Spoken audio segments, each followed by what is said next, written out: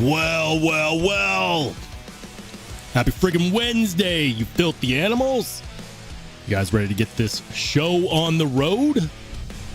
I'm ready. Got some stuff to talk about tonight. Some good stuff. Some interesting stuff. But stuff nonetheless. Let's go ahead and get it kicked off and get this live on the road.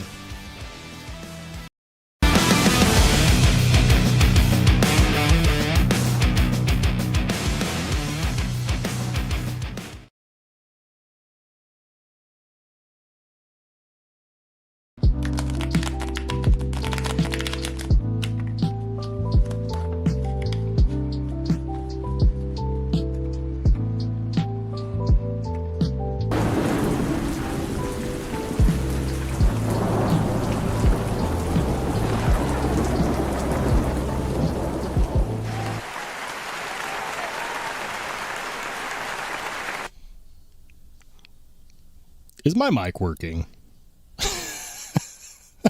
Is the mic hot? Is the mic hot? Because I have no idea. I did a sound check, but I got a message from somebody a couple days ago saying, "Hey, I'm a producer. I'm an audio engineer. I know sound is important to you. Your audio is off." Up until then, I thought it was fine, and then I started questioning things. So I've got to know, is the mic hot? Are we live? I think so. Guys, welcome in, you filthy animals. This is Sparta! If you could be so kind and Spartan kick the like button. There have been some developments since the last time we went live. And I'm going to use my monologue to kind of talk about them a little bit. Before we get into that, in case you're wondering what I carried today, I carried 2 knives. First knife might look familiar because I just released an episode on it. I worked my friggin' tail off to get the video out on time. Look, if I wasn't convinced that doing reviews in a more integral style that incorporates more things is no longer a realistic goal for me, if I have deadlines that I need to hit, it's one thing if it's just if I'm doing a video on a knife that I purchased, there is no deadline. That is the joy of making content based on things that aren't given to you. So there's nobody sitting there like, hey, what's going on? Now, to be clear, Brian Winters is a badass. He did not give me a deadline on this, but I told him that I would have my video released before this knife hit his site tomorrow at 7 p.m. Central, which is 6 p.m. Mountain, which is 5 p.m. Pacific, or 8 p.m. Eastern. And then the week got away from me. So there I was late last night, working on the video. Because I'm ambitious. I really enjoyed making it. Really cool folder. I hope you guys can enjoy my take on the Winterblade. Wow, why is my focus so bad? Oh, it's because the autofocus is off. The mic was hot, but the focus was bad. Sometimes that's just how it goes.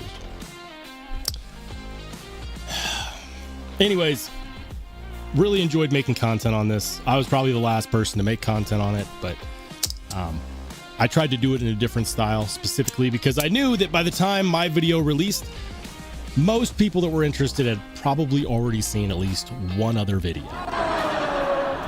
I'm a slowpoke. Shout out and thank you to Brian Winters sending this my way. I had no idea until it was in transit that this was heading my way.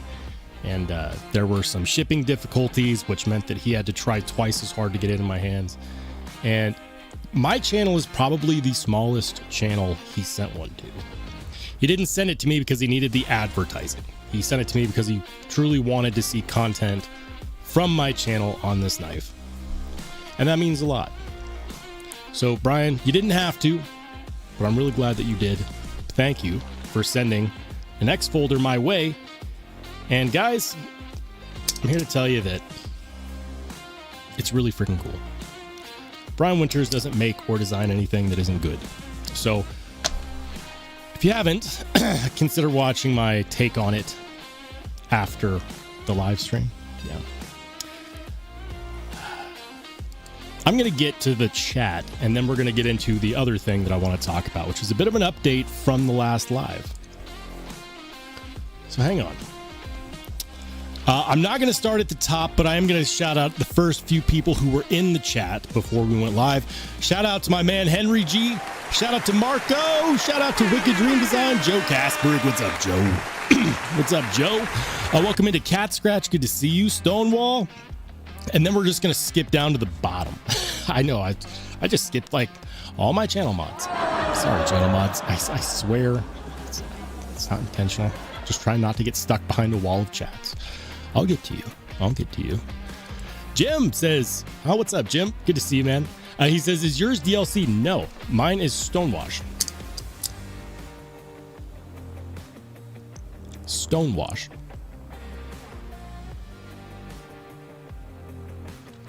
It's beautiful stonewash too. I'm not sure who the OEM is on this one because for some of his work, Brian did bestech. For some of it, he did Kunwu. I probably should have asked. He would have told me. He would have told me. It might actually be in the booklet that everybody else's video loves to show off, but it's not my style. I did read it, and then, you know, in ADHD fashion, my working memory just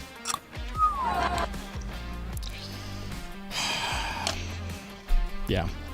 Not sure who the OEM is. If I had to base this off of feel, I'd say it feels like bestech.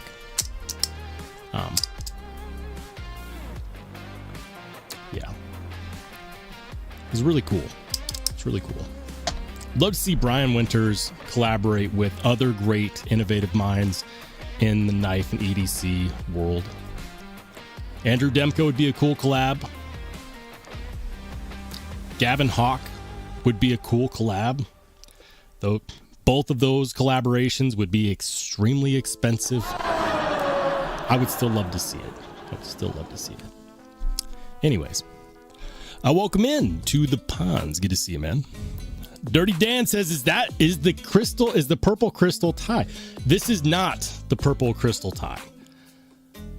It's not. This is the 7075 purple anodized aluminum and MagnaCut. There is a purple titanium, crystal titanium version. This is not that.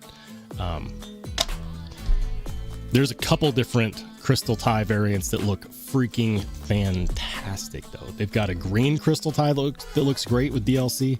I mean, they all look good. They all look good. I don't think you can go wrong either way.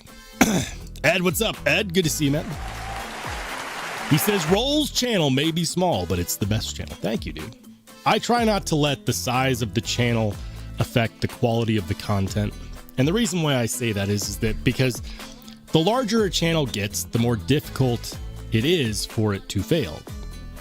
You may have heard the term too big to fail. I'll put it to you like this. If I don't focus energy on things like thumbnails and titles and content that grabs attention, and that's always my goal, is to grab attention and entertain long enough for people to get the gist of whatever it is I'm spending time making. If I don't do that, I will have a video that flops. It doesn't matter. And for anybody out there who's considering making a channel, like, subscriber count doesn't mean anything. There are plenty of channels out there with 10, 20, 50,000 subs, and you look at their view count and it's really low. Why is that? Because subscribers are not guarantees of return viewership.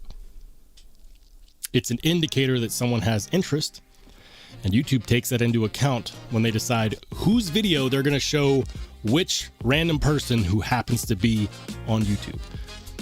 It's not a guarantee. So bigger channels that are actually bigger, when I say bigger, I mean by like audience share, as far as like returning audience. Some people will watch a video from a bigger channel without a care in the world what the title is, what the thumbnail is, what the topic is, just because it was made by so-and-so and they have a track record of creating content that they like. My channel is not that big. So there's always a bit of extra effort that I have to put into thinking about. Is it a topic that people care about? Is there a way that I can make this entertaining in a way that I'm proud of? And the fact is that when it comes down to product reviews, I love making them really, really more than just a tabletop review. And that's not to talk down on anyone that does tabletop reviews. There's a lot of amazing channels that are massive that do just tabletop reviews. But for me, it's got to be more than that. So the hard realization is that I'm probably gonna have to go to a simpler format for my regular reviews, just so I'm not sitting on stuff for too long when I do decide to accept collaboration. Anyways, what's up, Tiff? Good to see you. Welcome in. Welcome into Mick Ranger. Good to see you. Frankie Cheech in the house. Buzz Killjoy, what's good, man? Ed says, did everyone else's stream start over? Are you referring to the point in which I decided to start playing the music? I know I did kind of awkwardly this time. Like normally I try to time the music with the intro ending, and there are some days that I just don't have it timed well, and that's just, it is what it is. But the mic is hot, I'm pretty sure. Pond says the doctor says it's normal size and fully functional. Nice. Hey, yo, what's good, TC? Good to see you, man. Welcome into Retro Ryan. Good to see you as well. All right, guys. I'm going to go ahead and get to the other thing I wanted to talk about tonight. Oh, yeah, B Shady. I knew I missed some good people in there. All right. Bradford Mitchell, there he is. Good to see you, man. I didn't even finish my carry of the day. Winterblade X Folder. The other knife is a knife that I need to do a video on because I'm really excited about these. These are the RG Custom Metalworks smock scales. Short version of a long video. It's great. They're freaking great. With that being said, I did want to address one thing, and I'm gonna just kill the music real quick because I want to talk about something. I've been learning a lot recently. One of the things that I continually have to understand is that there are always unintended consequences to the things that I say, because what I say is public. I have to accept that when I have an opinion, whether that be just a passing thought or a strong opinion, those are public things. And I've become increasingly aware of this. I'll give you guys a few examples.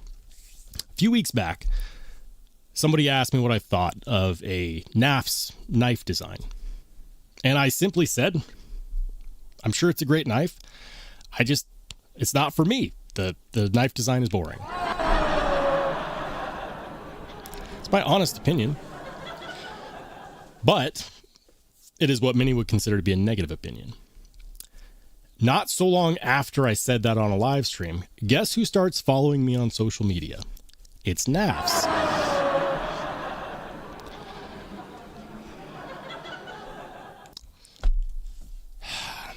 Anyways, that's an easy one. Some knives are just not for me. Cool.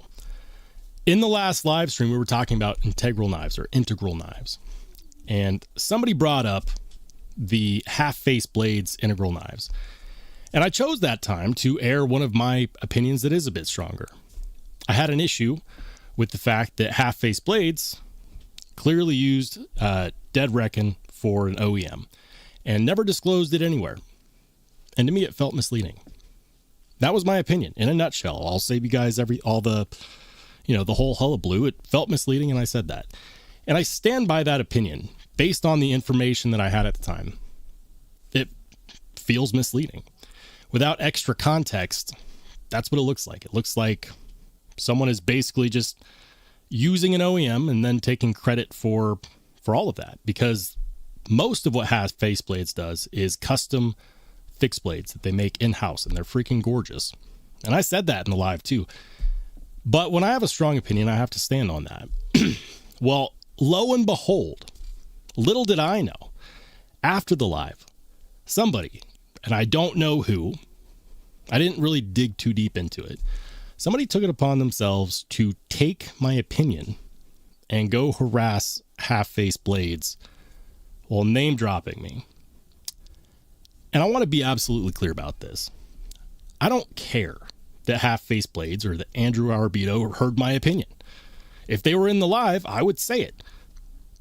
When you don't see a reflection of who the OEM is, and there are posts that make it appear like you are trying to take credit for work that is done by somebody else, that can be misleading, or that looks misleading.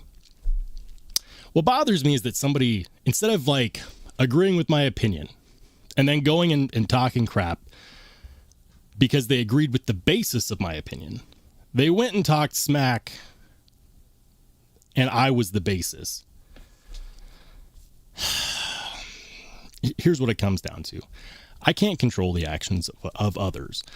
I never saw myself as an influencer, but that is exactly what influencers do. I've been on the receiving end of that too. The amount of times where I've had someone say, well, this isn't Metal Complex's opinion. Metal Complex disagrees. Like, it's annoying. It's super annoying. But it's different when we're talking about integrity, when we're talking about somebody calling out someone else for what seems to be dishonesty. So I was a little shocked when Andrew Arbito actually added me on Instagram. I'm like, oh boy, here we go. And in my head, I thought, how crazy is it? Because when you look at the size of the platform, I guarantee you I was not on his radar before this. And so in my mind, I'm thinking like, how? What are the odds? What are the odds? Maybe it's just a small world after all, but clearly we have something to talk about. I'm always open for discourse, especially if it can be had civilly, especially if information can be gained. But I didn't know what to expect. So he reaches out and essentially he's like, hey, I'll subsidize. He's like, you called me dishonest, but I've always told anybody who has ever asked, who makes my knives? It's Op1. I've never heard of Op1. Op1 is essentially Dead Reckon, but Dead Reckon is not Op1. Dead Reckon is the knife company that was made by Op1. Now, I will say this. I'm not going to reveal the entire contents of the discussion, but I will say this. I was surprised. It was a very civil discussion. I learned a lot of things. And I got some context that made it kind of difficult for me to talk about this, not because I have a better understanding now, but because I can't reveal all of that information. It's not my story to tell. I will say this. The reason why, there's actually two reasons. There's two reasons why Half-Face Blades doesn't advertise that Op1 does their folder knives. One of them I'm not going to talk about because it could put strain on a business relationship. But when they explained it to me, and they didn't have to, it made a lot of sense. Because if I was in that position, I wouldn't advertise that relationship either. The other reason is that Andrew Arbito just purely doesn't see a point to. He discloses it to anybody who asks. If you're asking, no, I didn't ask. But I am a big fan of transparency. Transparency goes both ways. So I will say this. There is a point to disclosing if you use OEMs. It's one thing if we're talking about screws or wire EDM services or water jetting or something like that. It's common knowledge that makers do that they outsource that to help keep their prices low. It's different if most of the knife is being made by somebody else. Given that thought, I do understand why they wouldn't disclose OEM. And I won't talk about it because, again, the unintended consequences are real. Not because I was threatened or anything. It was a great conversation. Turns out Andrew Arabito is a great guy, and he cares about his integrity. And I respect that. If you're interested in finding out more, what I will say is this. Reach out to him. He's a very open guy. He's a very easy person to talk to. I don't have the regret of having an opinion because I still think that when you don't disclose those things, it can come across as misleading. There's no way I could have that context. But I no longer think that misleading is a form of dishonesty. And I don't think that it's intentional. So I want to be very clear about that. Like, my opinion has changed because now I have context. So that's what it is. On that bombshell, I will also say this. If I ever find out that anybody is harassing companies using me as the basis, like, it's a lifetime ban from anything I'm related to. Not because you're parroting my opinion, but because your opinion is just because I said it.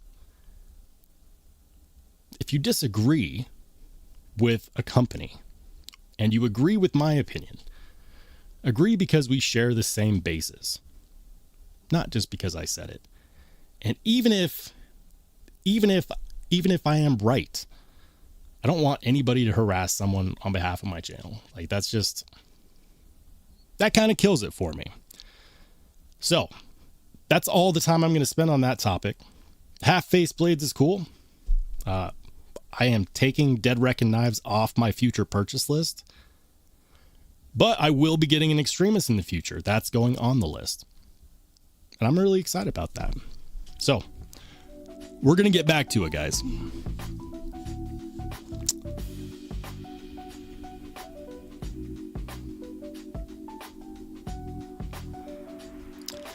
TC Blades. So SRM, since most of bestech is OEM by Sanremo.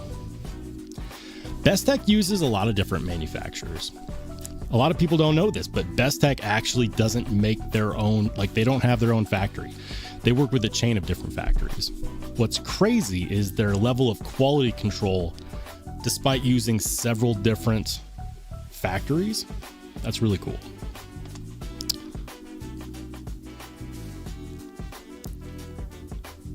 All right.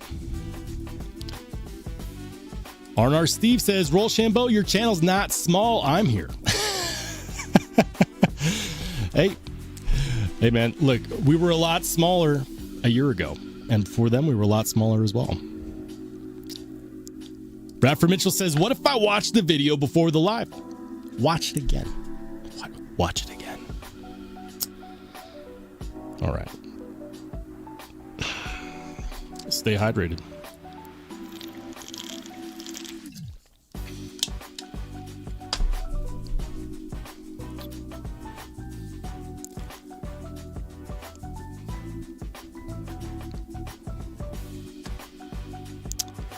All right. Hey, shout out to my man Brad Mitchell with the $5 super. This is Sparta! He says, it would be nice if you would disclose that you do not live in Idaho since it does not exist, and you seem to keep living this fantasy. I'm living the dream, man. One potato at a time. Heading out already, Neil? All right, dude. We'll catch you on the flip side. All right. There you go, man. Spartan kick the like button.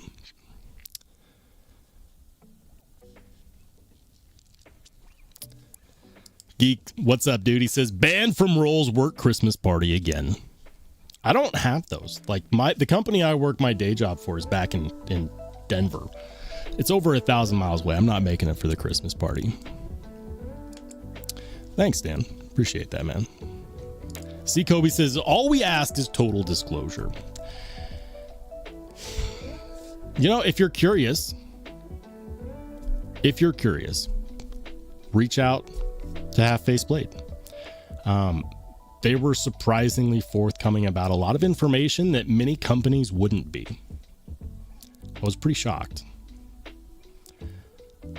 And also, I would love to make an episode about this information, because I love knife lore videos. I do. I love the storytelling aspect. But it's one of those things where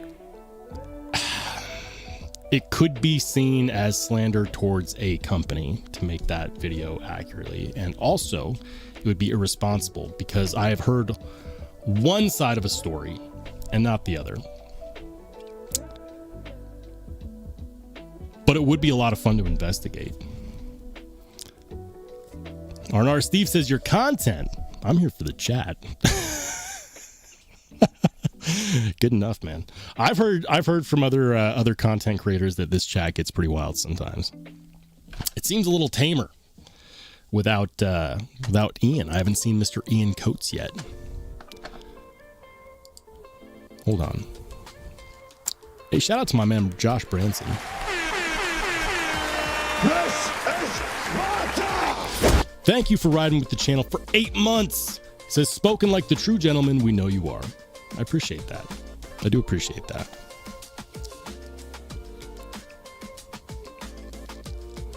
All right, guys.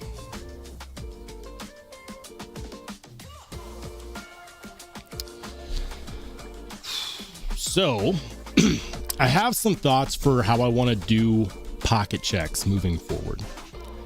In the last live stream, I asked, or maybe was it the last live stream? Maybe it was the one before then. I asked, like, should I spend less time doing pocket checks? And the answer to that was a resounding no. No, apparently you guys love pocket checks. And I'm here for it. I want to make the content that you guys enjoy. So we're going to continue doing pocket checks. However, I have an idea. And this was an idea that was given to me by Jim. Shout out to Mr. Jim Miller. Jim's idea was essentially, what if you do all of the pocket checks on one of the live streams? And then like a select of the whole week on the second. And so I actually really like this idea. I like this idea because it gives people both, and it also gives people something to look forward to. Because if I do say like a top 5 of the week at the end of the week on my Saturday live, that could be crazy. That could be really cool. And then there could be like a giveaway entry that gets assigned. I need to start doing giveaways again. I kind of got away from it for a while, but I need to start doing those again. So what I'm working on currently is a structure that will enhance the pocket checks, make them more fun, add a little bit of extra weight to them. I'm really looking forward to that. It's in the works. If you missed it, carried 2 knives today. Carried this guy. This is the Spyderco smock. And carried the Winter Blade X Folder. What did you carry? Let me know in the chat, or better yet, hit me up in the Discord in the pocket check.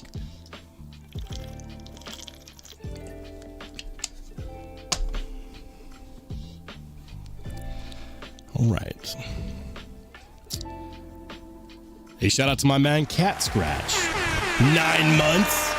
9 months, Cat Scratch. This is Sparta! Is it going to be a boy or a girl? I'm just kidding. He says, Ian said the last live he will unsubscribe.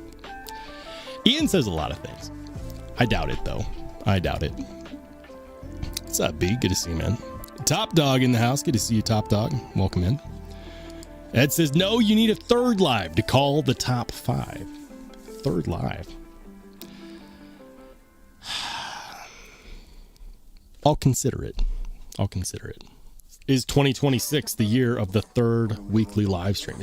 Would you guys even want a third weekly live stream? Because here's the deal. There's no way I could do 3 live streams in a week and not step on some other channel's toes. Now, it was easier to just do that back when my channel was small, like 1,000 subscribers and like a quarter of the viewership. But now if I do it now that I understand what that could potentially mean for other people's live streams, I kind of do feel bad because I know better. I set up my schedule the way I did initially because I knew I had ignorance on my side. It's like, I'll just set my live for whenever. People have reached out to me since then. They're like, did you do that on purpose? Did you know that Neves was going live around the same time? Like, no. And now many of these other channels are channels that are my friends. So now it's like, I don't really have that excuse. So kind of got to think about, if I were to do a third live, what day would I do it on? Just some food for thought. See, Kobe says, what happened to my membership badge? It's gone. This must be a glitch in my payment. Hey, it happens, man. Feel free to rejoin if you would so like to. Hold on. The Pond says, I didn't even carry a Spyderco today for Ed's sake. That was kind of you. Poor Ed. He sees the Spidey hole and he just becomes all sorts of overcome. Hey, shout out to my man Dale Lane. Welcome back, Dale Lane. Ed says you can step on Tri-State. Oh, man. Those would be some interesting live streams. I have a feeling that if I went live at the same time as Cole, those would be some interesting live streams. R&R Steve carried his new Remet B today. I like the weight. Nice, man. Yeah, the Remet RTB is a really good knife. It's actually well done in a very underrated fashion, and it's inexpensive for what it is. You get premium steel, you get really good cutting geometry, contoured handle scales, and here's the deal. Do I actually have it out? No, I put it away. The one time I cleaned my desk, and the knife I was going to show is in the knife library. The RTB has a titanium toothpick. Now, I will say this, do not use it as a toothpick. But you know what it's really good for? It's really good for everything else. Knife maintenance wise, let's say you have a knife that has milling lines or whatever. You can use that with like a paper towel to help get into cracks and crevices if you're cleaning out hard to get spaces of your knife, or just anything really. The amount of times that I've used it for knife maintenance or for disassembly, underrated. The other half of the time, you just forget that it's there. When I reviewed that knife a while back, there was a lot of people that said, oh, it's a gimmick. And I get it. You know, like, who needs a titanium little pick in their knife handle? Apparently me, because I've used it a lot. But I was always surprised at how much I used it, because I always thought, I'm never going to use this. It's cool that it's there, but I'm never going to use it. Wrong-o. I've used it a lot. Dirty Dan says, I have a lap check for you since I'm chilling in my car. PM2 Tanto. Ooh, get a PM2 Tanto? I'm jealous. PM2 Standard, a Tri-Stash V1, Tri-Stash V2, Sebenza 31, unique graphic Hinderer Eclipse harpoon. Solid carry, man. Nice. David says, instead of going live at the same time, why not do a live stream together? I mean, we could. I have a feeling he'd be open to it. We'd have to coordinate. Cole usually goes live during times that are not ideal for me. I have a toddler, I have a marriage, I've got a job, I've got a side hustle. I have had to work all of that around my live streams in many ways. So for me to change the live stream schedule, if I was to add another day of doing a live stream, it would put a pretty big strain on my week. If only because I've already worked everything else out around my live streams. I don't think people understand. I'm not as busy as some people. Casey, Knives Fast, super busy. I don't have 5 jobs and kids. I've got like 3 jobs and kids. A kid. So it's hard. I would love to see if I could do it, though. We're going to go ahead and get to the pocket check. We're going to start off with Mr. Nick T. Nick's got, that's the Crescent. Nick. Nick, come on, man. I know you've told me what this is. I mean, a million times. This one right here at the bottom is the Crescent Edges. It just skips my mind. And up at the top here, we've got the Evo, CKF Evo. Super cool. Cat Scratch coming in hot with the Mangana Steel Aurelia. Love it, dude. Love it, dude. Yet another drop of the Aurelia during a really bad time for me to want to buy a knife. I got to review one. I checked out the prototype and it was fantastic. It was fantastic. In my review, I mentioned that it felt better than a Sebenza, which is a bold take. It's a bold claim to make. But if we're talking about as far as a knifeful knife, the action, the ergos, the freaking pocket clip design. And they keep selling out every time Sharif drops a set in under a minute. It's insane. So I know that despite all of the criticism I had that I received for having that opinion, a lot of people agree with me, or at least like it enough to continue selling them out every single drop incredibly quickly. Rebel Rouser, what do you got, Rebel Rouser? Let's see. Got an 80-20.5. Let's go. He's got a Rosecraft. Wait, is that a Rosecraft? I don't know. It's a slip joint that looks familiar. I know I've seen it before, but it's slipping my mind. We got a Nuck. We got a pry bar. Okay. If you guys don't tell me what it is, I'm just going to struggle and move on. I'll try, but I'll struggle and move on. New rule. If you don't tell me what it is, I'm not going to spend all day on it. I'll just move on and take my lumps. Stonewall's got the Chavez Redemption Blue Label. This is one of those knives that I really wanted to check out because we're talking LMAX and micarta and a very reasonable price point.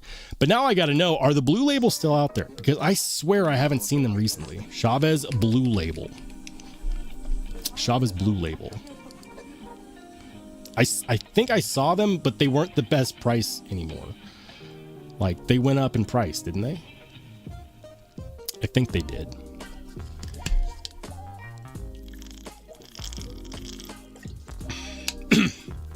I want to say they were less expensive before. These seem a little more expensive than they were. That's cool, man. Super cool. Drinkwater, he's got a knife from DSK Tactical. No idea which custom that is. But I do know Spyderco McBee. Warrior Guild's got the Abaddon Knives Hunter Killer and the Hawk Talon with the titanium overlay. My man. The titanium overlay is the one that everybody wants right now. The one that I have is the carbon fiber overlay. And I'll be honest with you, I am shocked that the carbon fiber overlay version is less expensive than the titanium version. Genuinely shocked. The Hawk Talon hype was really, really strong, and then it died down, and I don't know what happened. I think that Gavin Hawk just didn't play the game of supply and demand as well as some companies like Oz Machine Company. Microtech. I don't think that he's trying to artificially inflate the demand by keeping the supply low, because he keeps stocking everybody up. And that's a testament to his passion for what he does and for making it so that if someone wants his knife, at the very least, while it might be prohibitively expensive, at least it will be available. So shout out to Gavin Hawk for upping his production to the point where if you want a Talon, you can get one. That's another amazing knife made right here in the fictional land of potatoes,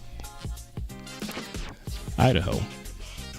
We've got Koenig, we've got Millet, we've got Buck, we've got Hawk, we've got Chris Reeve. I almost said we have Hoback, but nobody wants to talk about Hoback. Idaho's a knife making state. Anyways, that's super cool. I'm not sure what that fixie is. Abaddon Knives Hunter Killer. You already mentioned that. See? My working memory. Awful. John Tagamori, though, you don't have to even say what this is. This was one of my favorite knives that I've ever reviewed. It's the Warntack. Did you guys know there's going to be a USA made Warntack? Like this one I believe is OEM'd by QSP, if I remember correctly. And that's fantastic. QSP killed it on the original Warntack. I sold mine. Kind of wish that I hadn't. I thought, you know what? Give it a couple months, you won't miss it. Wrong. Every time I see a picture of someone with a Warntack, I remind myself of how much I like that knife. Well, Precision Knife Works is making a USA made version, or rather they're working with a US OEM. So if you looked at the Warntack and you said, that's cool, man, but I can't support knives made in China. I understand. That's a stance that many American knife collectors take. I was one of the people that was asked. I was one of the channels that was asked, would you support a much more expensive version of this knife made in the US? And I gave a resounding yes. So sorry to all of those out there. They're like, no, we don't want more expensive. The cost of oxygen is too much. Sorry. Of course I would support a USA made Warntack. So if you haven't, follow Precision Knife Works on Instagram. He's got the prototype going, man. He's very close. Very, very close. I'm really excited about it. Let's go, Ed. Ed, what do we got here? Is that a Hefeweizen? You drinking Sam Adams, or is that just the cup it comes in? Come to find out, it's just orange juice. It's just orange juice. Oh man, is this a $110 or is this a $112? It's a 110. That's gonna be a $110. Is that can't be the same buck of the month? It is. Why does it look orange on the scales? It's the vibrancy of the glass. That's his buck of the that's his buck of the month, the July buck of the month with the America Camo Carbon Fiber that he tells me he hates, but I see him carry this knife all the time. I gotta know, Ed, did you ever try the trick with the sandpaper? You know, you gotta try it before I do. Come on, man. And of course, the TRM Neutron. That's a Neutron, isn't it? No, that's gotta be the app. Nope, it is the Neutron. The Neutron 2 in lizard skin. Pretty sure. Pretty sure. Maybe not. Ed loves his Adam. I just thought his Adam was riding on some snakeskin micarta scales. Bradford Mitchell, the Masad Ayub flex. This is a flex in Spyderco collector world because this knife is not like, this knife was designed by someone who had combat in mind. They were not thinking about, oh, you know what, you could use this to, you know, help with your drywall business. That's cool though. You don't see a whole lot of these. You really don't see a whole lot of these. That's really cool, man. The Masad Ayub. I've never handled one, but I've heard that the people that have them will not get rid of them. They are a Spyderco collector type of knife. Tom Cook, solid carry, man. S90V Sage 6, love it, dude. See, he's got the Olight i3 EOS.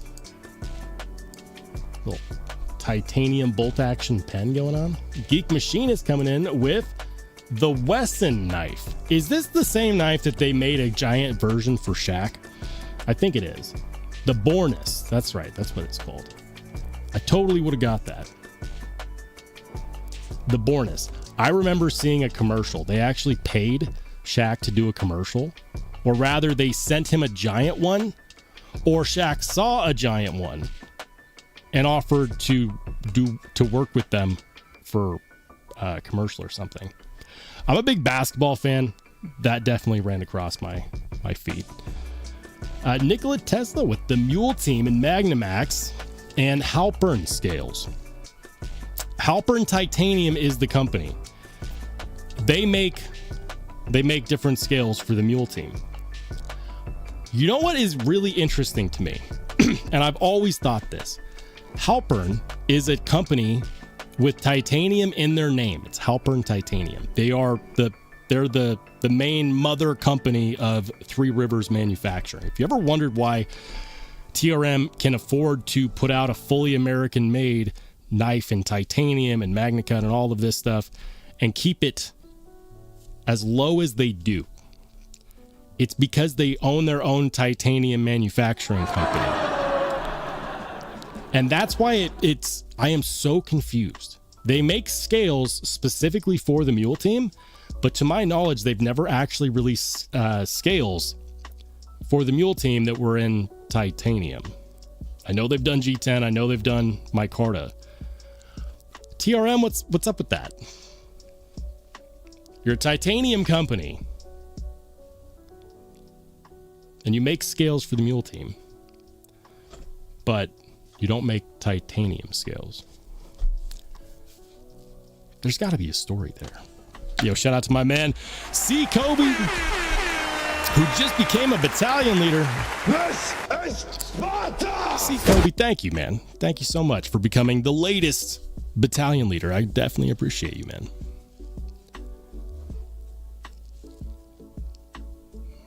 I'm going to check the chat real quick.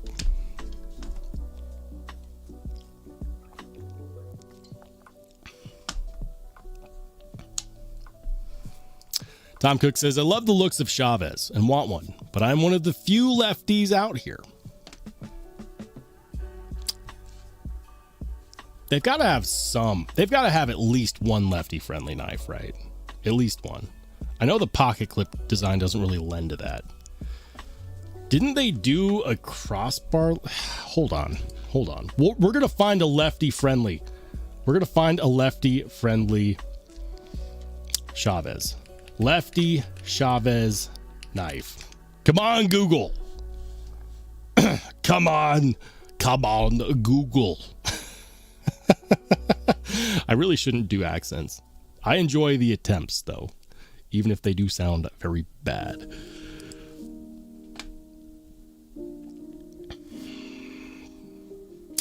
Here's one you could do. This one doesn't care what orientation you hold a knife. The Chub, get you a Chub, man. And here's the thing. These are USA made. These Chubs are USA made. These are USA Chubs. I actually kind of want one of these. So I believe they have ProTech do these. Pretty sure they have ProTech do these. But yeah, no, these are some of the Chavez that are not custom, but they're also not made in China. Interesting factoid for those who didn't know, China can't ship us fully assembled automatic knives of any kind. What they can do is ship over a bucket of parts and have somebody stateside assemble them for them. If you didn't know, that's a lot of work. It's hard to get companies to do that. It doesn't mean that they don't or that they can't. A good example of this is the SOS OTF that I reviewed a long time ago. Every video I made on that knife was wildly popular.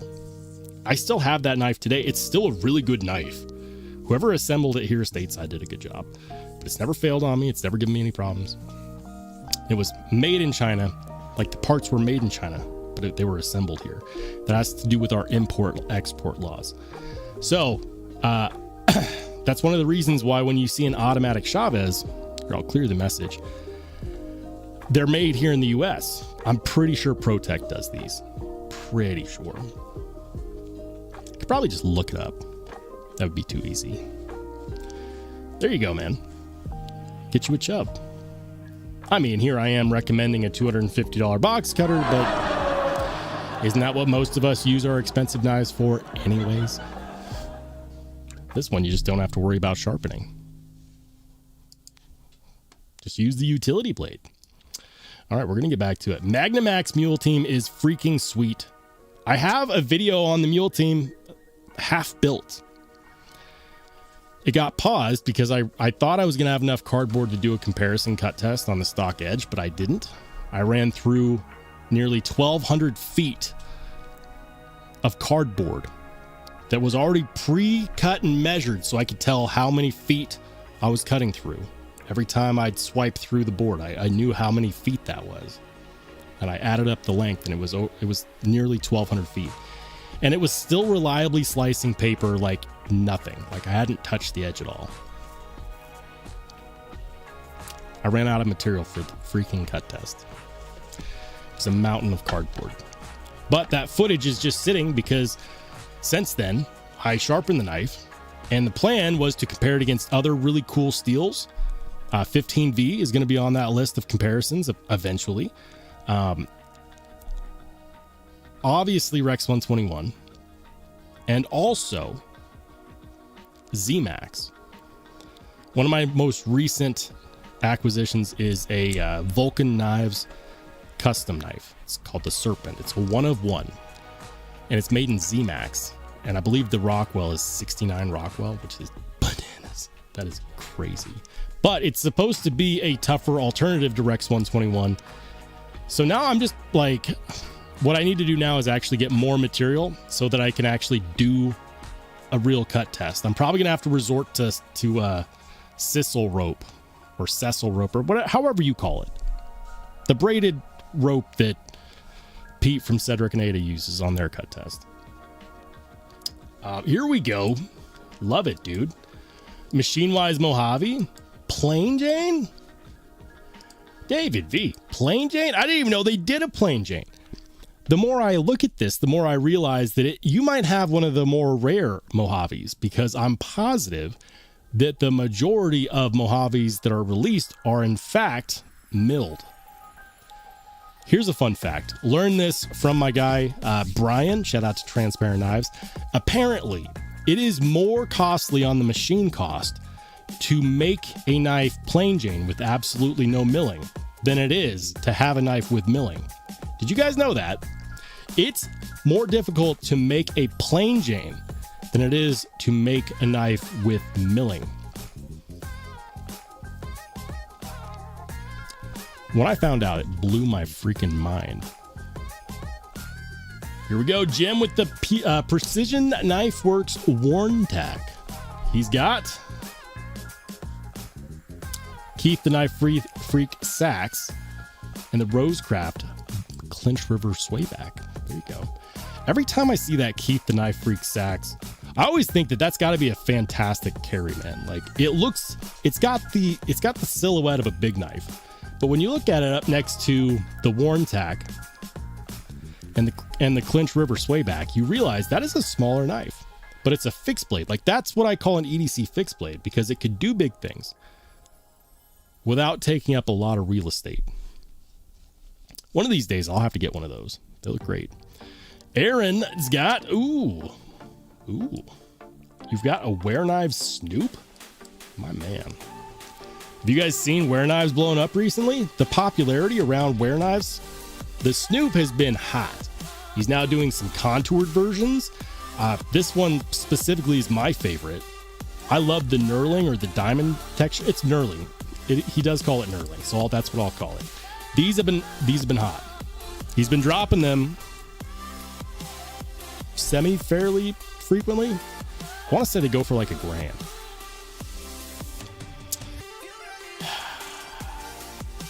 And then, of course, what do we have here? You gotta stop making me jealous. It's not good for my wallet, dude. It's not good for my wallet.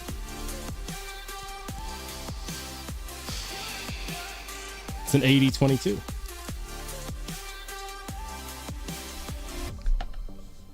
I'm jealous. I want one. I wasn't there for the drops because I was broke. Dale Lane's got the benchmade. The benchmade Osborne and the mini Osborne. Nice, man. And those look to be, are those Flytanium or rock scale?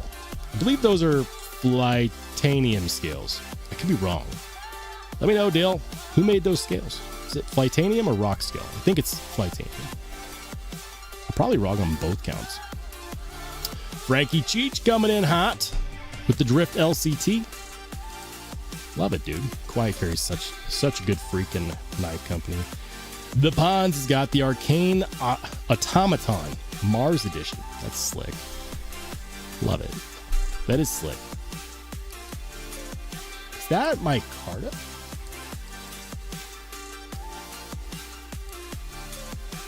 Good looking knife.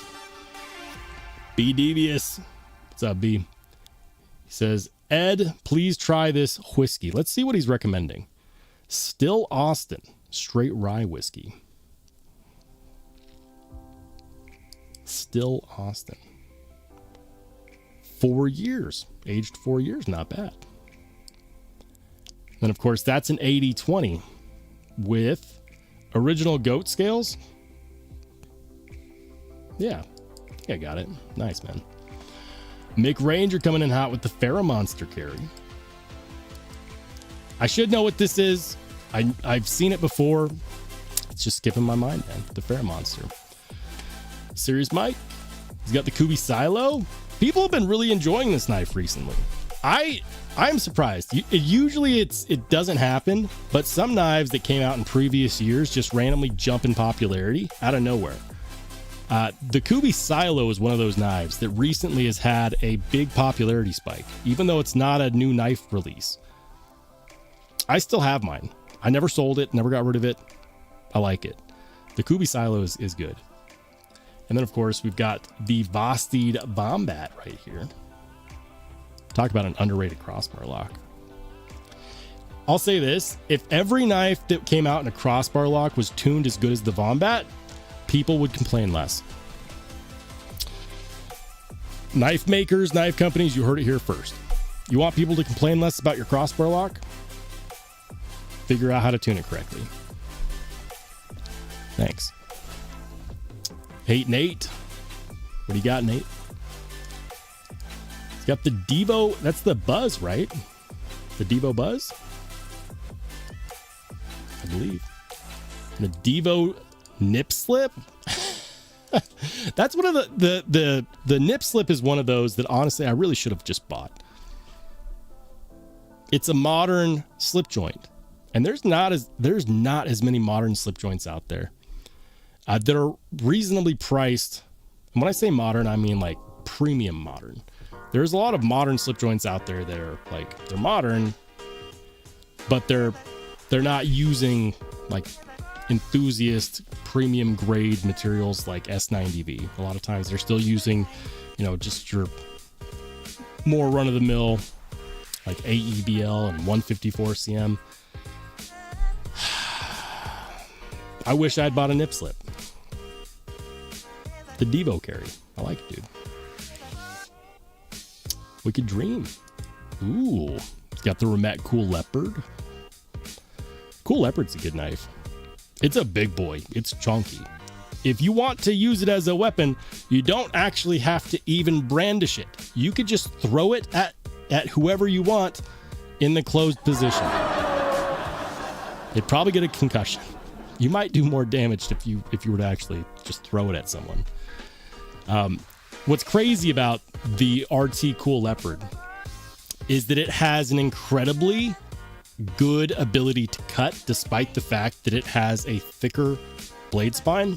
And a lot of that has to do with the fact that it's got a wide profile. And so it can actually get down to a really, really thin edge geometry. And when you're slicing through materials, it's got a farther path of travel, which means that you're less likely to get hung up because the blade is taller. It feels substantial. Yeah, it feels substantial. TC. What do we got, TC? The Remet Cosmic? The Cosmic? I haven't checked that one out yet. That must be one of the newer, less expensive knives that they do. Concept Fenbrier, very nice. And the Kubi, the Kubi Velvet Snake. I haven't seen that one before. I haven't been looking at a lot of Kubis lately. Might need to change that. Goku's got the Spyderco Bodacious. That's in Spy 27. There you go, man. I still haven't checked out a Bodacious. Oh, yeah. And a silver Navajo ring. Nice. See, Kobe, what do we got, man? Let's see. Is that a 15V Manix 2 lightweight and applied weapons tech scales? I think so. Manix 2 XL? Is that an XL? No. Are those all Manix 2s? I think they are. I think those are all Manix 2s. Well, these two are Manix 2s. This one's a lightweight. You can tell because of the wire clip.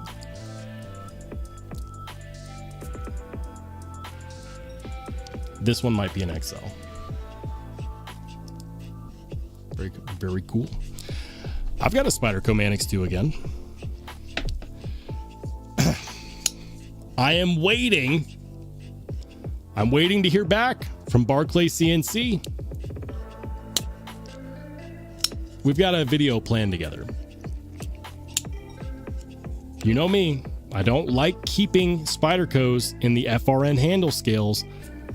And the only reason why I am is because I'm waiting for Barclay. Barclay is working on a very special set of Manix 2 scales. I haven't talked about that in a while. It was supposed to release in January. They hit a design speed bump, but they're still planning on doing it. They're going to do some titanium scales that should be convertible, where you can put them on a regular Manix 2 or on a lightweight. They hit a design speed bump. So they're still going to do it. They've got to overcome that first. Until then, just going to leave my lightweight and 15V stock for now. Dazed has got the Sendwood. Wear knives? Sendwood. I'm not sure which wear knives model that is. Not sure. Randy Butternose. What do we got, Randy? He's got the Spyderco Manix 2 XL in crew wear. Pair 3 15V and the Naps Lander 2. There you go. There you go. Kevin Smith. He's got the Devo Mad Dog. What? I've never seen this before. Did Kev release a knife that I've never seen before, or is that a prototype that you managed to get your hands on? That's freaking cool, dude. Crystal titanium scales. Pretty sure Kubi would still be the OEM. I've never seen that. I'm going to have to go complain at Kev. What the hell, Kev? I'm just kidding. I'm not going to complain at him much. That's cool, man. That is cool. Skull is the last pocket check of the live stream. He's got the Kershaw. I'm not familiar with that one. It's an auto, which makes me think that it's a launch model. So it's a Kershaw launch something. Olight Arkfeld and the Dos Equis slip joint. Dos Equis. I need a beer. Unfortunately, this is just water.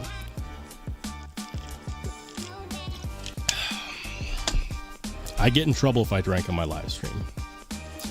Probably because I just keep going. Launch 16 and the case copper lock. I like the Dos Equis. I like the Dos Equis knife better.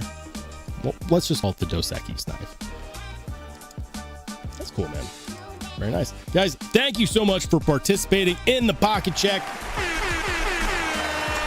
If you have been watching the Pocket Check, if it's something that you greatly enjoy and you'd like to participate, how do you become a part of it? You got to become a channel member. Channel members have access to the Only Spartans Discord, which is what we just went through. Not only do we talk about Pocket Checks during the live stream, we also share Pocket Checks throughout the week. We hang out and chat. There's several different channels for several different things. Things like our knife yard sale channel, which actually has been picking up lately. It's really cool to see that. I need to do a knife sale soon. You're going to see some knives listed from me there very soon. As soon as I get done with my Mirror Next video that I'm working on right now. I have to prioritize that. But very soon I'm going to be having a knife sale. The Only Spartans Discord always gets first dibs. People that are a part of my community always get first dibs. Oh, hold on. We've got a late entry. What's up, Fred? Fred says, once Sharif said something, I had to take it out of the case to play with. What are we talking about? Once Sharif said something. Is this a Minganis design? I'm not sure. I'm not sure. Is that... I'm seeing some similarities here. Then again, I could just be seeing things. Ran out of time. I had just showed this today. I don't know what this is. You're mentioning Sharif, which makes me think of you're talking about Mangana steel. There are some things here that is this one of Sharif's prototypes? Or is this a knife that he used for inspiration on his own knife? See, like, for example, the front flipper and the thumb stud heavily remind me of the Aurelia. Pocket clip 2. Either this is a knife that he took some inspiration from, or this is a knife he had a hand in designing. One of the two. I'm going to check the chat because I have a feeling you're probably giving me the answer there. Hold on. I've missed a lot. Let me check to make sure I haven't missed any milestones while I've been yapping away. Shout out to my man, David the Fifth. David the Fifth with the $2 super. Thanks for the $2, man. He says, I'm here for the struggle. We're all struggle, dude. We're all struggle. 100%. Shout out to my man, Top Dog, who's been a channel member for 37 months. This is Sparta! Smash that like button. I'd greatly appreciate it. All right. Now I think I'm caught up. Now I think I haven't missed any landmarks, super chats. I don't think I have. If I did, let me know. Henry G says, more details, Roll. Details about what? Details about what? What are we talking about? Ed says, what do light beer and sex in a canoe have in common? I have no idea.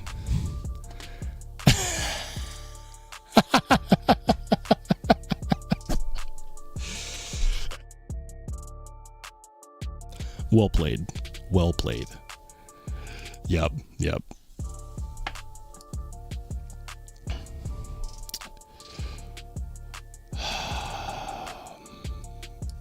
Dirty Dan says, just drink Miller Lights then, Roll. They're basically water. I like most beer except for light beer. And the reason why is because during my wilder years, when I was going to college, most of what I drank way too much of was light beer. And now when I try light beer, even if I just have a sip, it brings back nostalgia of the worst kind, where I remember the times that I don't remember, if that puts it into perspective. I like most beer. I like Pilsners. I like Hefeweizens. I like stouts. I like sours. I like IPAs. Just not light beer. We've been there and we did way too much of that. Hey, shout out to my man. I'm on the edge. It says new member, but you've been here for 10 months. This is Sparta! Getting close to that year mark. Thank you, man. Fred says, this is a custom Victor Barajas Vic Knives Forte V4, fully handmade. I have a feeling that Sharif took some inspiration from this knife. The front flipper, the thumb stud. Like, I'm not saying he copied it, but I see some inspiration.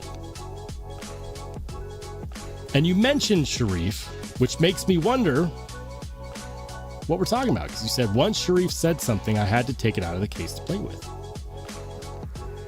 Right? Right? What's the connection? I need to know. I need to know. BDV says, Rollo, let's talk about those RG custom scales on your smock. They look great, but not in the black blade? Oh, man. B, I disagree, dude. I disagree. Hold on. So, these are the RG Custom Metalworks scales, and they look fantastic. I actually really like the way that they look in the reverse tux loadout. And the reason why is because you get the black blade, you get the black hardware, you get a lot of contrast. Reverse tux is it's a style. Lots of knives are made in reverse tux style, where you have the black blade and, you know, the silver or the plain handle scales. It's common. It's common. It just so happens that this was like the new style smock that I already had was the special one with the titanium carbon nitride coating and the crewwear blade, because my other one was the old school smock. Now, for those of you who are fans of smocks and you're like, that's cool, I would totally buy it, I just don't want to have to buy a new smock, I've got the old smock. If I could get those scales for the old smock, I would. Boy, oh boy, do I have some good news for you. So, in order to put my knife, my new exclusive smock with the bigger pivot and these RG Custom Metalworks scales, I had to take them out of something because I already had them in scales. I had them in these custom Kevin Smock scales. And you're looking at this knife and you're saying, but wait, I didn't know that you had two newer model style smocks. I don't. There is one difference between the new smock and the old smock, at least that I can tell, and that is the pivot.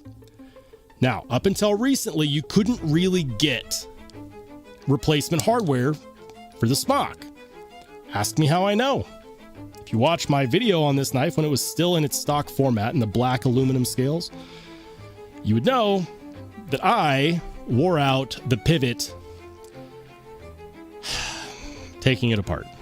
I reached out to Spyderco. Spyderco says, yeah, I mean, we don't have any replacement hardware for it yet. Call us back. I never did. But recently found out, and I'm going to show you guys. I think there might still be over at Knives Plus. Hold on. If you go to Knives Plus, if I type in Spyderco smock, replacement hardware, boom, check it out. So Knives Plus, they not only have regular replacement hardware, they also have titanium hardware.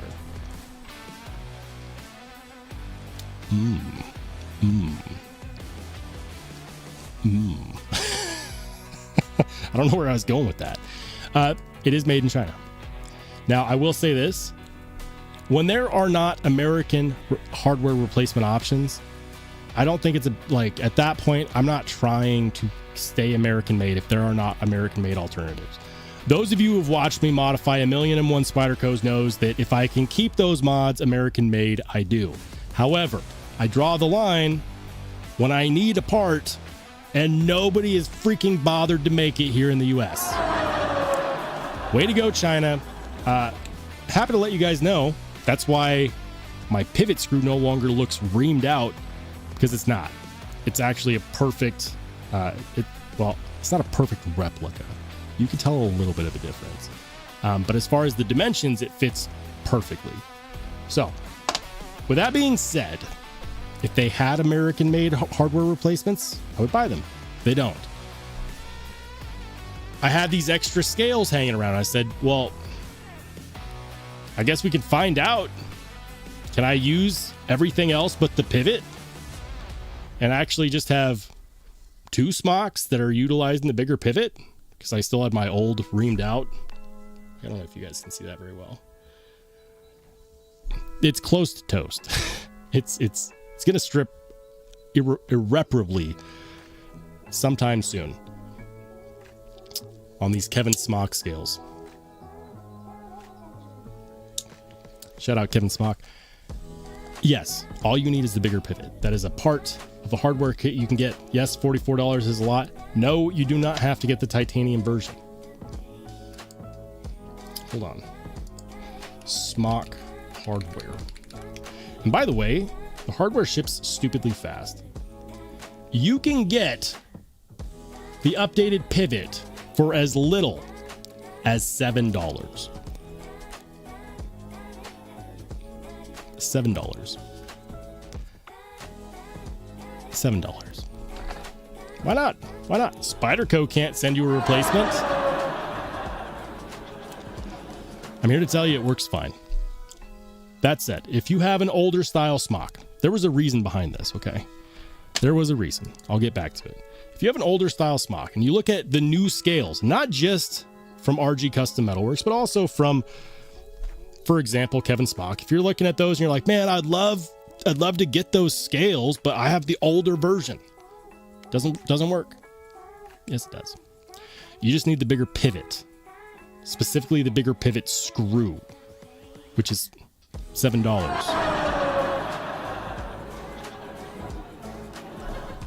Proof. There you go. You want the newer style scales? Figure in an extra $7. No need to buy a whole brand new knife unless you really want to. I mean, there are some good options out there. For example, one I was looking at before I found out was actually the 20 CV variant over at DLT. I wonder if they're still there. Do they still have it? No, I think they may have sold out. No, they do still have it. I don't know if I can buy 3 of one knife. That's cool though. It's micarta with 20 CV, newer, bigger pivot. That's cool. Yeah. Hollow ground. Running on bearings. Not a lot of Spydercos out there running on bearings. Yes, there's more than one. But for every Spyderco running on bearings, there's another 10 or 20 that are running on washers. Wow. You've got a lot of options. Yeah. It's nice. It's nice. Hey, shout out to Brody. What's up, bro? This is Sparta! Says damn, I missed the pocket check. Was gonna show off my Zon. My thumb is destroyed from trying to get the hang of flipping this thing without using a wrist flick. Here's the thing. Hold on.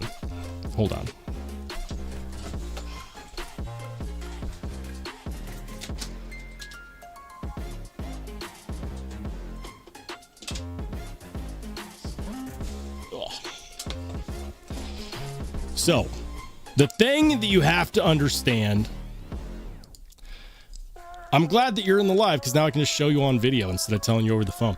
So the thing you have to understand about the Zon and about any Chris Reeve knife really is that part of the process when you get one is breaking it in.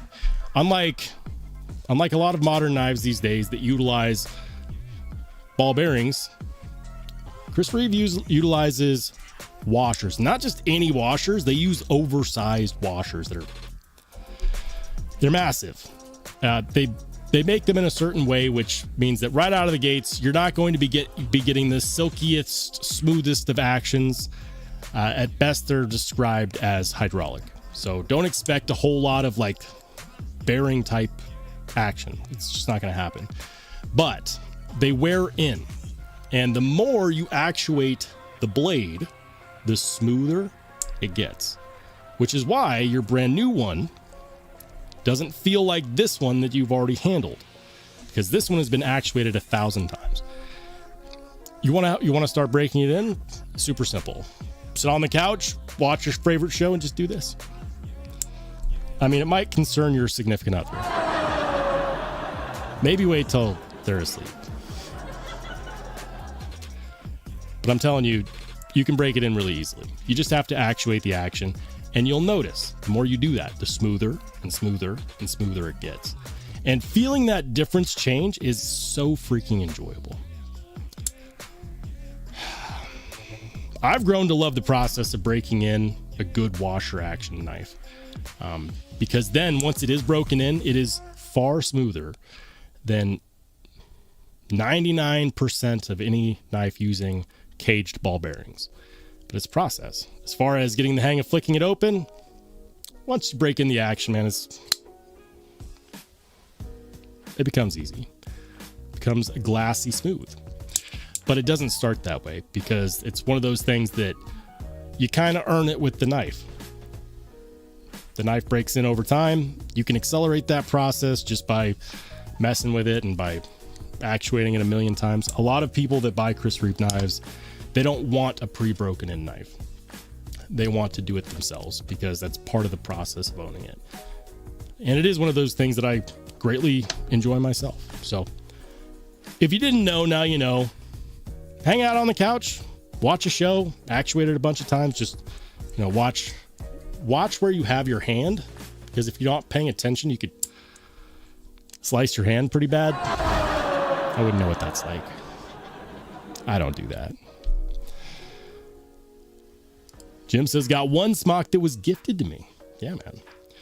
I remember at one point you bought one from Amazon and it turned out to be a clone. That was when I learned what Amazon does with a lot of those knives, is they will mix it, like they get them from all of their suppliers. And then when someone orders from a company, like they're all sitting in the same warehouse. They're all mixed up. The people working at Amazon don't know the difference. They just grab one off the shelf thinking it's the same thing. And that's why some people who order knives like Spydercos on Amazon end up with a authentic, and some end up with a counterfeit. I still remember that. But I'm glad that you ended up getting one either way. The gift was after that happened, right? Right? It's been a while. What's good, Louie? Good to see you, man. Hold on. Hold on. I missed some stuff in the chat. Shout out to Remet with the 10 gifted memberships. This is Sparta! Remet, thank you for the 10 gifted memberships. Congrats to the new channel members. If you're a brand new channel member and you'd like to join the Discord, consider joining the Discord. You can do so by going to the post section on my YouTube channel. There is a post that only channel members can see that has an invite link, again, on the posts section of my YouTube channel. If you'd like to, there you go. Thank you, Remet, for the 10 gifted memberships.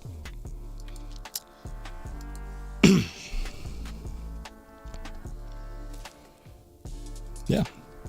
S30V. Hey, you know what? I know I've said my piece on S30V. This one that I have, this is the first one that I got. This one is also an S30V. You know the irony? The blade on this one, like I bought my original smock from Amazon. It's not a counterfeit. I was lucky. I got one that was not a counterfeit. I've been able to confirm that it's not. What's crazy, Jim, is that I bought one and I ended up getting a authentic, and you bought one and you ended up getting a counterfeit. Either way, I'm glad that you were still able to get one.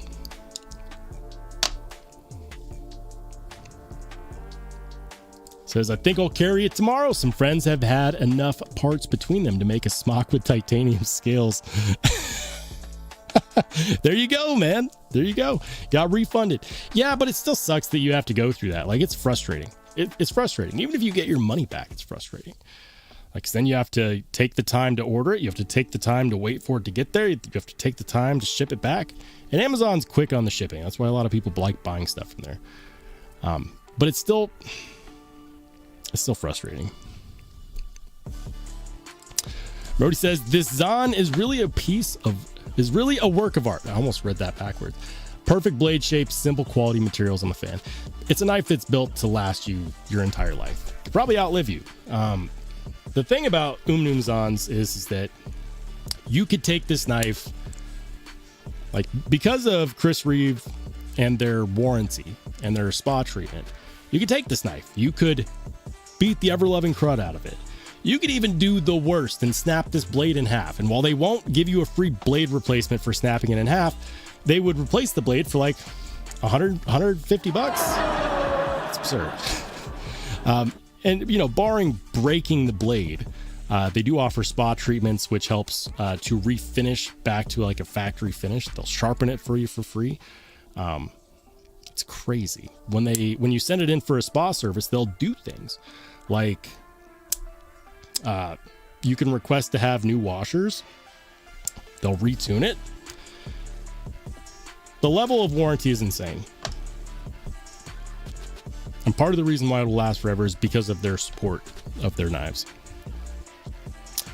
Whoa, shout out to Remet with another 5 gifted memberships. Dang. This is Sparta! Thanks, Remet. And congrats to the newest 5 members. We got Warfare Tortoise, EDC Knife Collection, Donnie Barajas, Work Knife Balance, and Ron Dobbins. Congrats, fellas. All I got to say is some of you guys have been lurking. How come you don't say anything in the chat? I don't care. It's fine. People don't have to be active in the chat. It's good enough to know that you're there.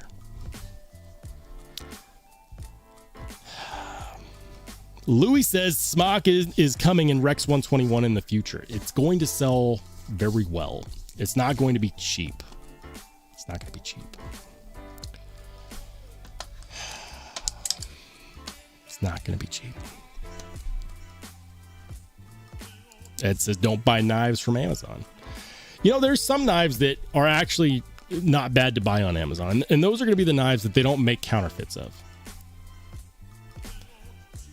Because you can't, like, for example, you can't get a counterfeit. I'm trying to think. I mean, shoot, counterfeits are made of everything, right?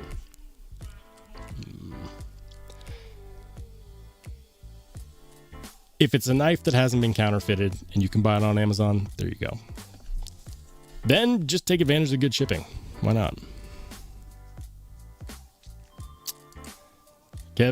Kevin Smith and Knife says, I got a fake Amazon too. They refunded me. Yeah, they do. It's just never awesome to feel like you're buying an authentic and end up with a counterfeit. R&R Steve says, I just ordered a Kaiser Yorkie from Blade HQ. Half off and free sharpener. Nice, man. Selected 4 sharpeners and they're all free. I wouldn't have tried if sober. Oh, you know you're not supposed to mix alcohol and knife collecting. Steve. There's no judgment here. This is a judgment-free zone. Mostly. B says, I only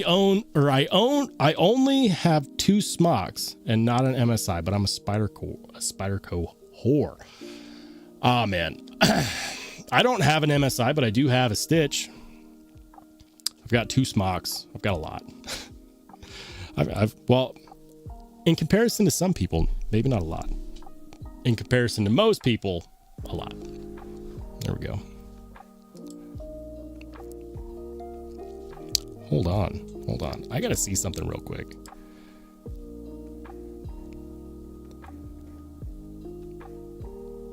All right.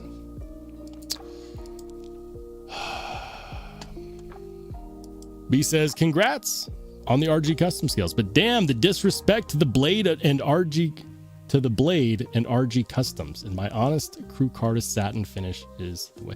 What do you mean the disrespect, dude? I talked to RG Customs. I tagged him when I showed him this, and you know what his response was? His response was, wow, that looks really freaking good.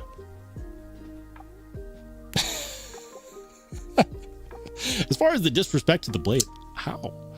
What do you mean? What do you mean how? I mean, look, I could put the stock S30V blade on here. No, but I want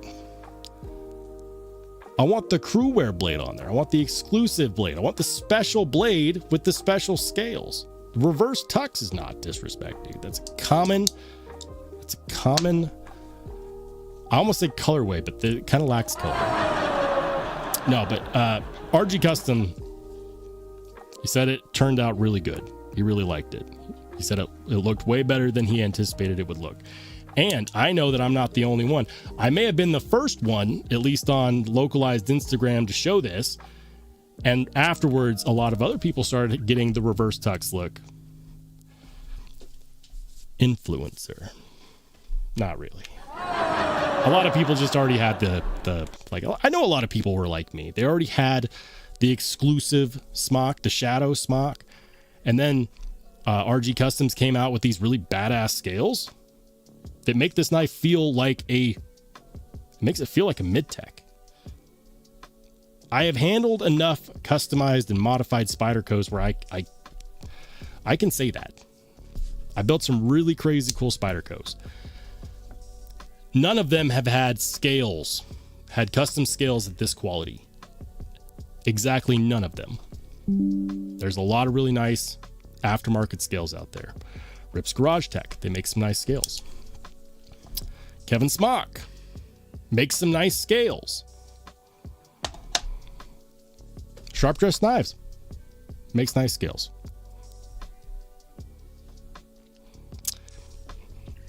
It's not even close. RG Custom Metalworks, blown away. Hey, shout out to my man Axiom.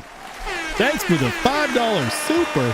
He says, I have a Spyderco Manix 2 and M390 dealer exclusive. Should I trade one to one on a Heretic Medusa S35? I've heard no because of issues with the Heretic fit and finish. So it kind of depends, man. It kind of depends. For one, how much of a Spyderco collector are you? Because here's the thing. You don't find Spyderco Manix 2s in M390. It's not worth looking because I know they're not out there. You got a dealer exclusive. There is no guarantee that that exclusive will ever come back in that steel. I'll give you an example. I had a Spyderco Shaman in LMAX. This was years ago. When my channel was still new, I was still gaining momentum. My computer caught fire. I didn't have a very big collection to draw on. I didn't have disposable income at the time. My channel wasn't making an income enough to support the replacement of a computer. And the only justification I had for the computer at the time was that I needed it to make content, because I wasn't about to just go to making vertical content on my phone. That's not me. I had an LMAX Shaman and I sold it. You want to know what my justification was? My justification was, it sucks now, but the next time Blade Ops does a run of these, I'll just get another one. You know who hasn't come out with any more LMAX Shamans since then? Blade Ops. It's not to say that they won't. It's been years. So I would say this. If you are a fan of Spydercos, if you enjoy collecting them, or if that's the direction you're headed, I wouldn't do that. Primarily because you can get a Medusa. Like, I'm positive you can go out there and find a Medusa. And it's not any shade to the Medusa. The Medusa is a cool knife. Heretic's a cool company. I've talked to many people in that company, and I gotta tell you, like, some people don't like the Marfione family. I have no problem with them. No problem whatsoever. Have I heard of fit and finish issues? Kind of. I don't know if I would say that it's like American Blade Works bad. I joke. I recently had some bad experiences with fit and finish and quality control on some American Blade Works slip joints. And I can say that because I bought 2. Heretic Medusa S35. Hold on. I'm relatively sure that you can go out and buy one of these brand new right now if you want to. Is it the manual or is it the auto? Discontinued and out of stock. I'm telling you, they're out there.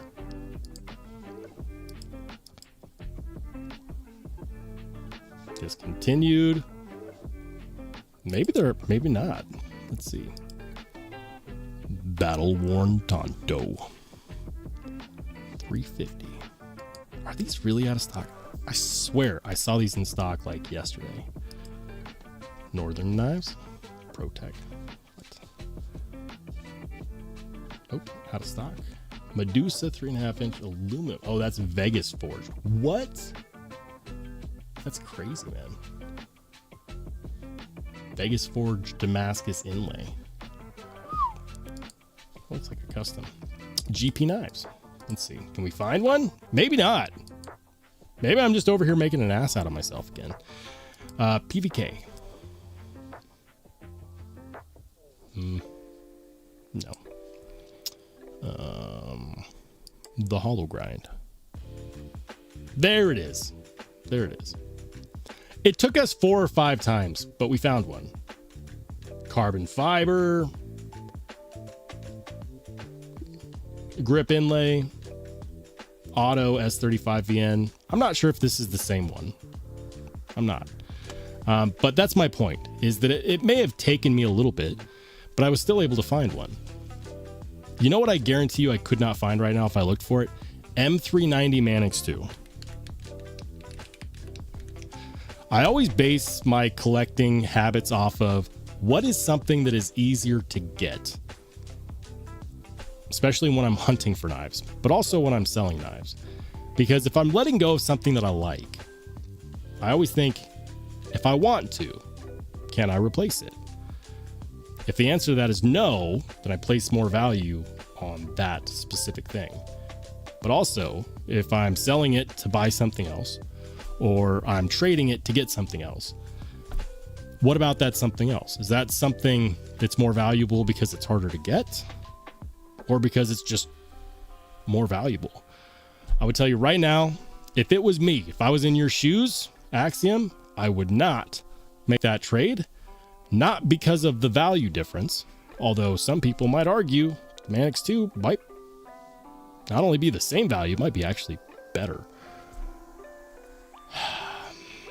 So I wouldn't do that trade purely because you can't replace that Manix 2 with another M390 version. That's just based on my opinion. Plenty of collectors out there would disagree with me. Hey, shout out to my man B Devious.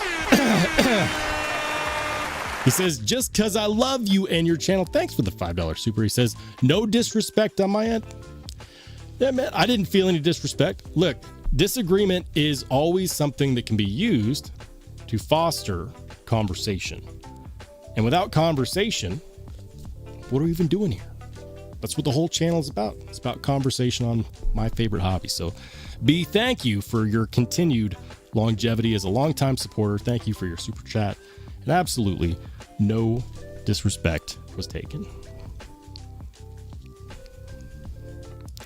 Axiom says, I'm not a collector at all. I use my knives, traded it for a pair of 3 I got in a giveaway, so I'm in it for essentially 0.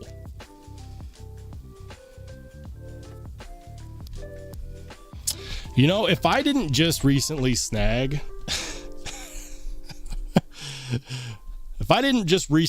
another Manix 2 that's hard to get your hands on, the lightweight and 15V, I might be hitting you up right about now. If you're not a collector, you don't care about getting hard to get Spydercos, totally understand. Changes the ball game. Absolutely. I wouldn't do that trade just because I do like Spydercos. I do. Obviously, I collect them. I've got 3 on my 4 within a foot of me as we speak. Nope, never mind. That technically counts. I've got a drawer full of Spydercos within a foot of me. So obviously, there's going to be a difference in priorities. If that's the case, and you're interested in the Heretic, why not? I'm not the biggest fan of automatic knives, but some of the autos that I have are Heretic knives. Let's see. One was given to me. The other one I bought directly from Tony Marfione Jr. It was cool. They let me buy it. It was one of the first ones that was sent out. And I'm glad that they did, because they sold out very quickly. And I still love that knife. It's the Heretic Wraith version 4. So they gave me one. I bought one. I don't usually get into autos. I have not handled a Medusa. There's some things about the Medusa, and I'll say this. Like, obviously, my preferences are going to be different. And I think they have a couple different versions. Heretic. We'll just pull one up here real quick. Heretic Medusa. So let's say that you do like auto knives. There's a good following of people that do. The Heretic Medusa recurve automatic. So if I was to get one, I'll say this. If I was to get one, I wouldn't get one in S35 because you can get one in a better steel now. Also, I would get a more recent one rather than an older one, because if there were fit and finish issues, it's more likely that you're going to see those on the older ones. From a collector standpoint, the older one is more collectible because it's older and they don't do it anymore. It's discontinued.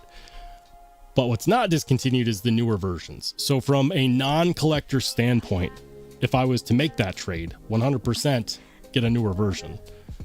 Much less likely to have any fit and finish issues that you may have heard of, and also better blade steel. So for example, that's pretty freaking cool. Some people are not big into the whole cell shading thing. I think it's cool. One of these days I'm going to try it. Getting a cell shaded knife. Reminds people to stop taking stuff so seriously.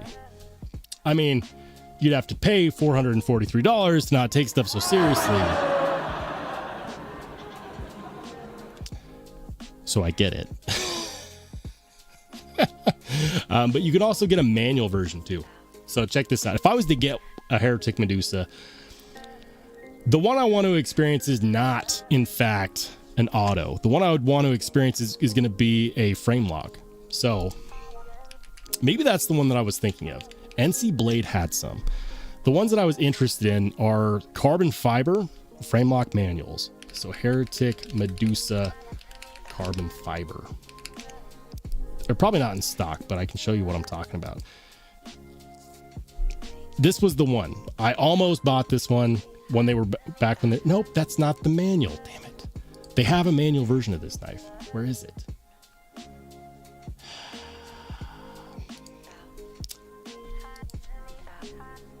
Medusa manual carbon fiber. I swear I've seen it.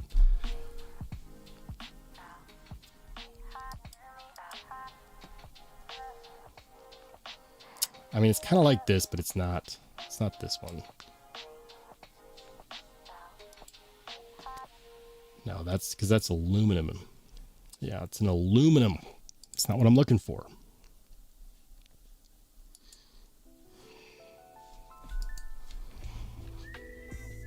Carbon fiber Medusa. Go.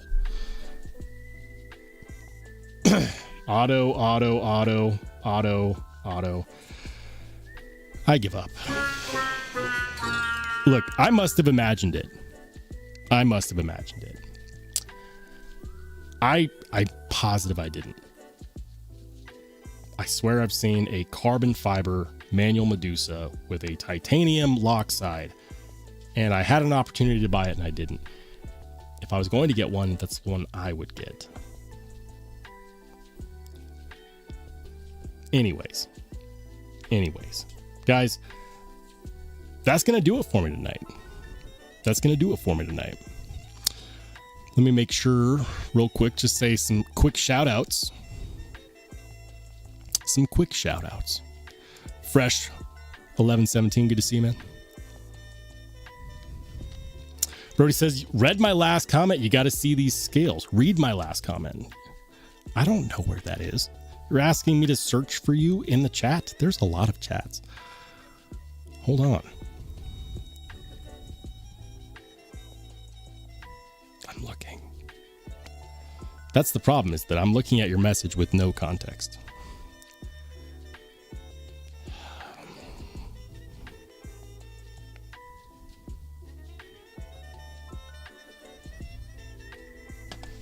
Is it in Discord? Oh, yeah. No, you're talking about these. Yeah, I saw these. It's cool. It's unattainable for me, at least. But those are cool. It's new scales released by Cody Utzler. Those are pictures from his Facebook post. For anybody that's been keeping their finger on the pulse with Cody Utzler, you probably saw these. Those are sweet. New scale design utilizing 2 different milling patterns between the dragon scales and then the fine step milling, or whatever he's calling the milling on the sides. Yeah. Anyways, definitely saw it. They're super cool. I don't know if I'd rather have those over the original dragon scales, since I've just wanted the original dragon scales for so long. It feels like, I don't know if I'm ready to give that up yet. I'd be happy with either. Guys, that's going to do it for me tonight. Thank you so much for supporting the channel. Thank you for watching the live stream. Thank you for everyone who donated. Thank you to everyone who gifted memberships. Congrats and welcome into the new members. I'm working on stuff. If you haven't done so yet, my latest episode is out on...